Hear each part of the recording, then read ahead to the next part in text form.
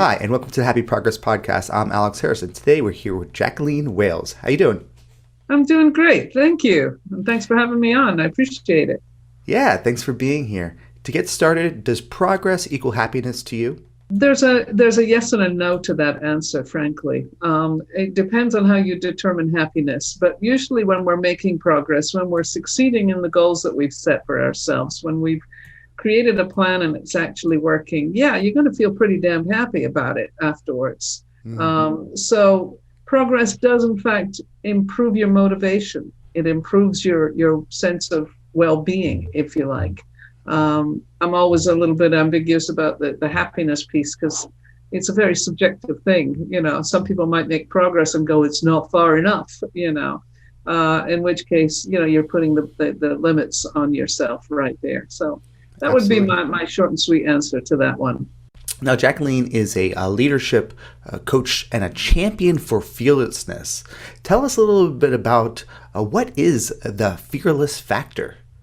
The fearless factor is very simple. It's about having the ability to take the next step. Many times people get caught up in their fears, which most of the time in my book, it's imagination based. We make stuff up. We put labels on our uncertainty. We call it fear. I'm fearful of, and then fill in the blanks. But to be fearless is simply having the courage to take the next step and see what happens. My tagline is be fearless, see where it gets you, because that really is about that piece, and I found that in many cases, especially amongst entrepreneurs and especially young entrepreneurs, that fear of taking the next step can get caught up in, I'm going to fail, or I'm going to be judged badly, or I'm going to feel humiliated if I don't actually achieve the goals that I've set for myself. So maybe I won't bother, People play small, and I think that's the biggest challenge for any entrepreneur. They think small, they act small, and so therefore they don't get the results that they're looking for. Do you think people set too high expectations on themselves and do it purposely so they get this analysis paralysis? Is that kind of a fear and limitation? How do you start to understand where your fears lie and how to act on them? Well, I think a lot of it comes down to confidence. I mean, over the years, I've been doing this business for about 15 years. And when I first started, I knew nothing about nothing. And that's true for a lot of entrepreneurial types. You just figure, something about something, and so you might as well dive in and see what happens. So the confidence factor is huge. Your credibility factor is huge. And so we're working on that a lot of the time. I mean, I hired coaches right at the beginning when I wanted to know a lot more about, what were the techniques and the strategies that I could use in order to take those big ideas of mine. And every year I would write out, a couple of pages of all the things I wanted to achieve in the year. Talk about overachievers, and many entrepreneurs are overachievers. We always go for the big bang. But the process of getting there is where we get hung up. That's where we really get caught up in trying to figure out what's really working. And that, I think, can totally get in our way. So the fears that are there are, frankly, am I good enough? That is really the biggest question for so many. But it's not a clear thing for a lot of people. Now, let's face it. How many businesses that start actually succeed in the long run? Within 3 to 5 years, a lot of them are falling by the wayside because it's just too hard. Mm-hmm. It's hard. I mean, you've got to be your own marketer. You've got to be your own salesperson. You've got to be able to be confident enough to get out in the world and network and show up in places where you might be damned uncomfortable, but you got to show up anyway. I mean, when I first started out, I would go to these networking events. I didn't know anybody. And so I would kind of insert myself into conversations. But as it turned out, I got some of my best clients from inserting myself into conversations. Well, today in this particular time zone we're in with the pandemic raging, we don't have that available to us. So as a young entrepreneur, it's even more important that you understand the avenues to marketing yourself. And number one is you got to be visible. You got to get yourself out there in the world in whatever way you can. Now, I'd like to say there are three pillars to achieving things in life, which is visibility, credibility, and then profitability.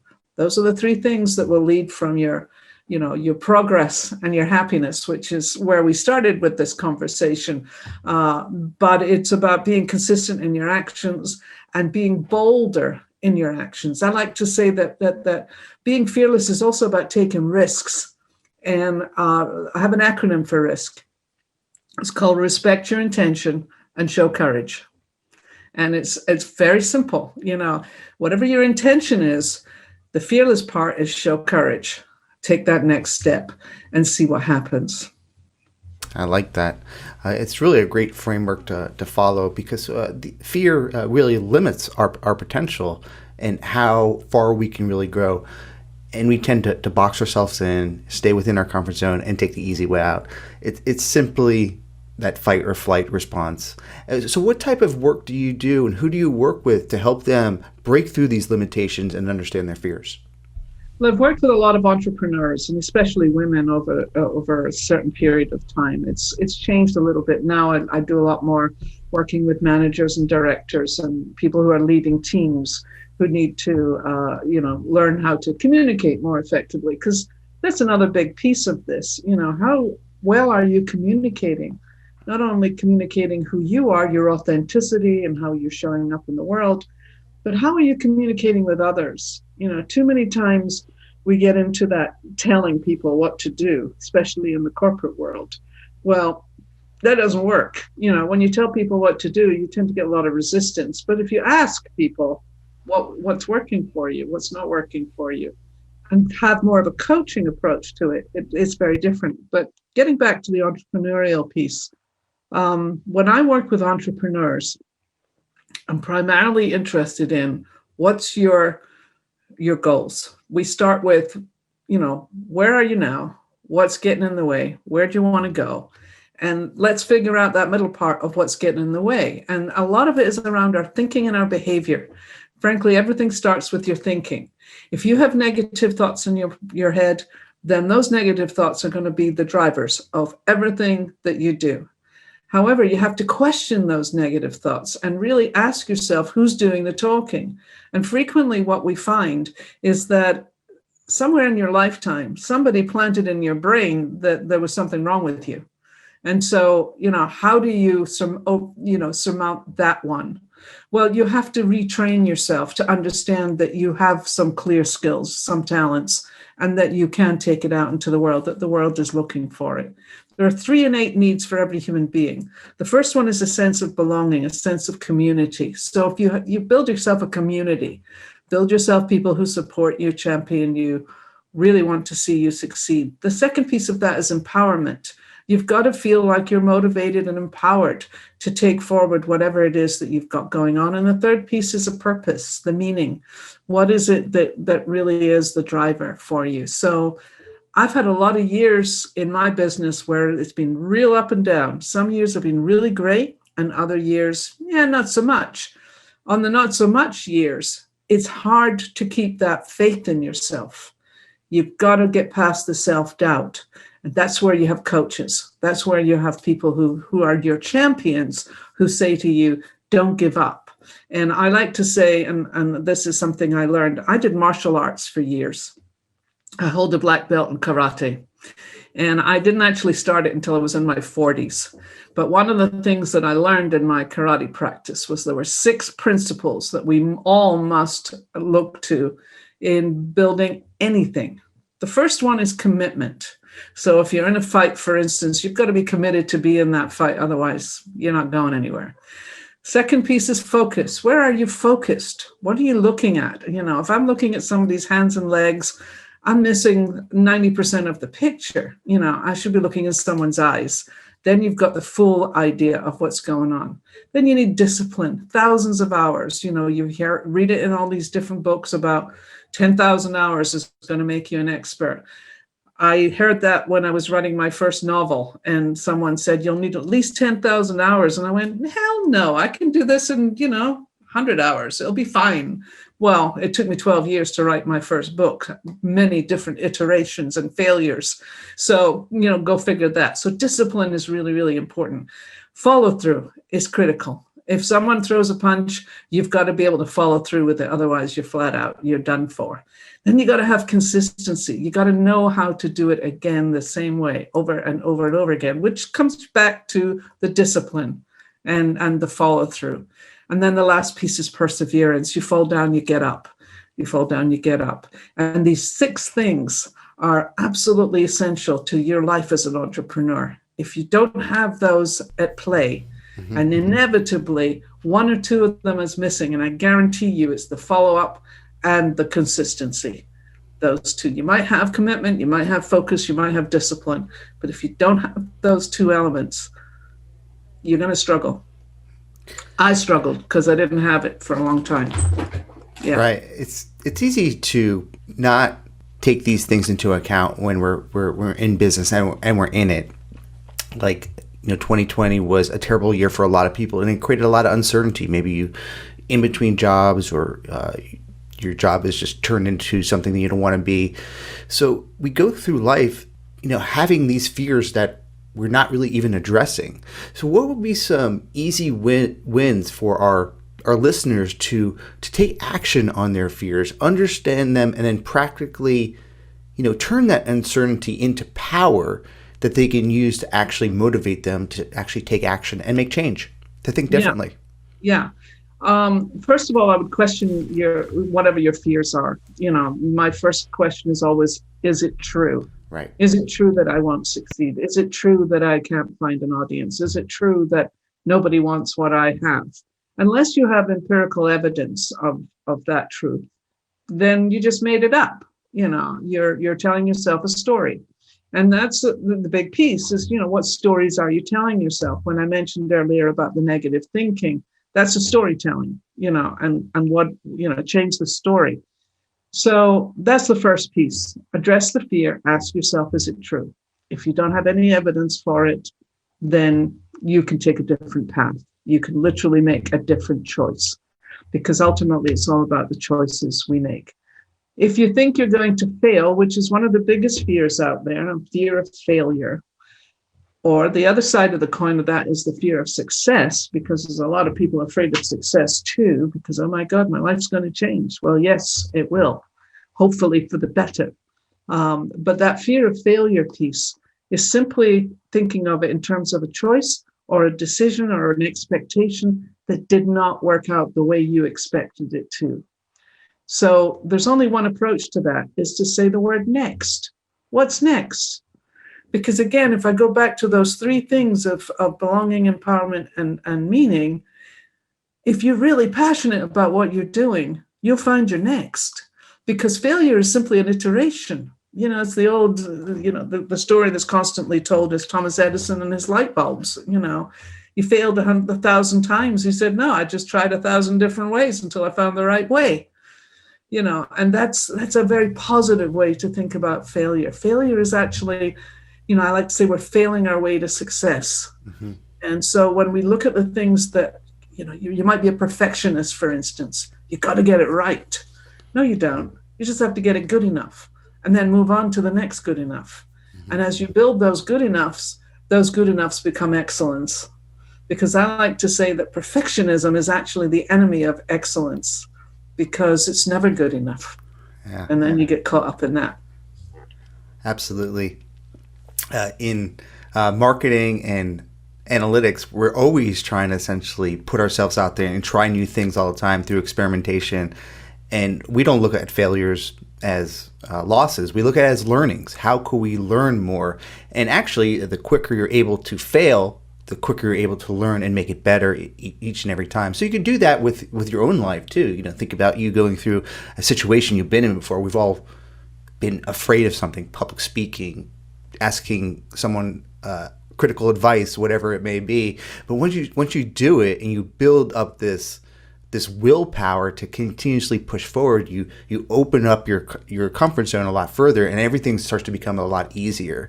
And obviously this is going to become easier as you get older, but maybe you're uncomfortable in meetings and you're afraid to speak up, and you just maybe raise your hand, ask a question. All these little things really do add up, because it's all about believing in yourself and being confident. Any additional advice for teams who are in that aspect of that fear. Yeah, I mean, you've mentioned a great many of the things that hold people back, frankly. Learning how to ask for what you want, learning to take the risk that I've got something to say that's not going to be called stupid, or I'm going to be judged for having had a voice in the first place. These are all very real, but again, it's that kick in the butt piece where you have to kick yourself in the butt and go, okay, do it. So I would say that do some self-reflection. In my book, The Fearless Factor and the Fearless Factor at Work, what I see regularly is that if people take the time to self-reflect on where their obstacles are, where they really are getting in their own way, they can then start to reframe and start to rethink about it. So I hear stories all the time of people who remain silent, their heads are down. I do a lot of behavioral assessments in the work I do. We look at behavior and how it's positive and negative. So the negatives can be aggressive defensive or passive defensive behaviors. If I look at any of those behaviors on the negative side of things, and they're not necessarily all that negative, some of them are really necessary, but you see a lot of fear underlying it. So people who are highly competitive and need to win, need to be right, need to prove themselves. There's that piece underlying that, which is, got to prove I'm good enough. And that comes up a lot. On the other side of the spectrum, you've got people who just keep their heads down, follow the rules, get on with things and don't make a noise. That's fear-based too, because if I don't step up, then, if I do step up, then I might get my head chopped off. Well, it depends on the culture that you're in, of course. And as we know, many organizations are not particularly healthy organizations when it comes to supporting individuals. So they can find that it's not a safe place. Psychological safety is an essential part of people's growth. And so creating that place for yourself where, as I mentioned earlier, you've got people who've got your back, identify them, and then start, trying things out. And I know I was trained as a professional singer, and I was very unsure of myself. And the first time I got up to sing in front of about 800 people at the time, my palms were sweating, my knees were knocking together. I sat there before I was called up, just, I'm going to have to do this. And the first few notes out of my mouth were super tight. But then I relaxed into it and I let it go. And it turned out it was great and people really appreciated it. And I went on to do 5 years singing as a cantor for synagogues in France and Paris for, the high holidays, which is like the biggest Jewish events of the year, Rosh Hashanah and Yom Kippur. And I had to learn all of the liturgy in order to do that, which I had no experience with. But I was told by the rabbi, go learn. So, of course, I went to learn. But the first night I showed up, I was on cheat mode because I had a little earbud and at the time a little MP3 player. And we had transposed all the keys for the music into my key. And I was listening to it as I was singing. And, it's what you do. It's like, yeah, I'm not confident, but I'm going to show up anyway. So, this is the piece that I'm saying about being fearless. You got to challenge yourself. You got to take on those things that you go, oh, God, I have no idea how to do that. Well, go learn. I have 3 keywords, learn, grow, and achieve. And if you're not growing, well, you're going to die because you're an organic being, So right. Think of it as watering the seeds of your brilliance. And I think that that's really an important image to carry. Whenever you're feeling like you've got trepidation, you are watering the seeds of your brilliance, allowing yourself the opportunity to find out truly what you're made of. Because, who wants to die knowing that, well, I could have done better? Yeah. A lot of people do, unfortunately. Right. Yeah. Allowing yourself the opportunity, giving yourself permission to fail and push through it. I love it. Makes sense. So let's tell people about your book. The fearlessfactoratwork.com is where you can find out all the information about her book. But tell us a little bit of a synopsis. Why did you write the book? What do you get out of it? I wrote the book because after 10 years of teaching people about self-awareness, building their confidence, developing their communication skills, trust, and so forth, there was a place in there that I felt, especially for leaders. And I like to say that we are all leaders of our own lives. So we're all leaders in some way. But you can't be a great leader if you don't know who you are. If you haven't taken the time to really self-reflect enough to know where your strengths and your weaknesses are, where your blind spots are, and learn the insights and the tools that are necessary for you to truly step into your own authority, take ownership of who you are. And that's really what the book is designed for. And at the end of every chapter, I do what's called a deep dive, where I ask questions that are specific to the content of that particular chapter. So, for instance, I open the book with self-awareness. And one of the big things about self-awareness, and I have a 6-week program I run on this, is that developing self-awareness means really challenging your limiting beliefs. You got to start with that, because we all have them, Again, I'll go back to the biggest fear is I'm not good enough. Is that really true in what you've chosen to do in life? So self-awareness is a critical piece. It's part of the whole emotional intelligence piece. I've met so many leaders who are clueless about other people. They're clueless about themselves too. And I hear people say, well, I don't have time for self-reflection. Well, do you ever go for a walk and think about, maybe there's some changes I need to be making? Do you go for a walk and think about an interaction you had with somebody the other day that could have been a bit better? That's self-reflection right there.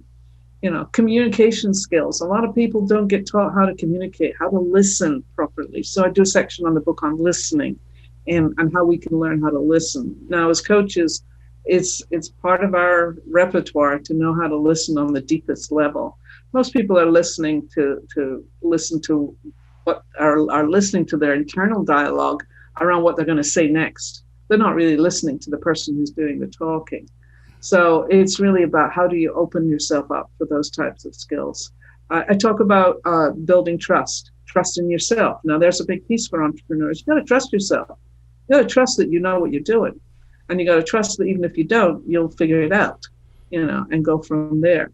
But it's also about trusting other people. And if you have a background where trusting other people was hard, and I certainly had that kind of background, then it's something you got to learn. You're going to learn to be vulnerable. And I talk about vulnerability in the book too, because being vulnerable is a critical skill in being an entrepreneur, frankly, because there's no guarantees. I mean, let's face it, there's no guarantees in life, period. So the only thing that we can depend on is change. So learn to embrace the changes and create the changes for yourself. So the book is really designed to give you as much information and as much insights as I can to help you be a better version of you so that you can succeed in the way that you want to succeed. So definitely check out that book. It sounds like it provides a lot of value for you as an individual to grow your career, grow your communication skills, and face fear head on. Take advantage of the fear and use that as fuel to actually improve your growth overall. And you can check that out at thefearlessfactoratwork.com. I just want to say quickly before you get there, fear is the sharp edge of excitement. Think about that for a second. It's a driver. Yeah, I mean, I know it firsthand because dealing with, I grew up very introverted and I had to really put myself out there to improve my communication skills, become a public speaker, write books, do a podcast and things like that. And it wasn't until I really gained the confidence in failing that I wasn't able to really break through to understand myself. So I can definitely relate to how self-awareness and self-care really takes into account, and it's never ending. You're always doing it. You're always pushing through. There are always going to be bigger achievements because this is about growth. If you want to be successful or get into a place where you haven't been before, it's going to take pushing through some fear. Yes, absolutely. Every time. No question. Absolutely. I mean, let's say it's, life is not the lack of fear.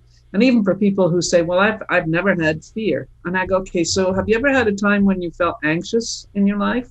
Hmm. And they'll go, oh, yeah, lots of times. Okay. Well, you just didn't label it fear. Right. You just simply met it as a challenge Hmm. because that's what it is. It's a Yeah. challenge. Yeah. And don't we love as entrepreneurs to be challenged? Otherwise, why do what we do? You got to be crazy to take this on, frankly. And Hmm. if you're not safe doing it, go get a job. You know, I mean, Yeah. that's the alternative. And frankly, whenever anyone said to me, "You need to go get a job," I would be like, "Hell no, I don't need to go get a job. I'll figure it out." You Yeah. know. Definitely check that out at the fearlessfactoratwork.com. And if you want to get it on the show notes page, you can visit happyprogress.com/jwales. That's JWALES. Go ahead and check that out. To close out, what would be one final piece of advice that you want to leave with the audience and really resonate with them in a practical way to really use fear as their advantage to really grow their careers? So the next time you feel like you've got that awful pit of the stomach stuff going on, take a big deep breath and do it anyway. I mean, it's that simple. If you want to make it complicated and overthink it, feel free to go at it. But the truth of the matter is, when you feel that's that deep uncomfort, and you've got that voice in your head about what were other people thinking, what's possible and so forth, try it. Do it anyway and see what happens. And yeah, you might not get the results you're looking for, and you might feel like hell going through it. But when you get to the other side of it, it is so exciting because you go, woohoo, look at that. You just did that. And there's that piece of the encouragement, the progress that we talked about earlier. If you're looking for that piece of leading to your happiness, you get pretty happy when you realize that you confronted something that made you damned uncomfortable. Absolutely. Well, thanks for your time, Jacqueline. Let's continue to make happy progress. I'm all for it. Thank you so much for having me. I really appreciate it. Thank you for making happy progress part of your day. How are you going to take advantage every day? Please let Alex know by visiting the website happyprogress.com. Together we will prove that progress equals happiness.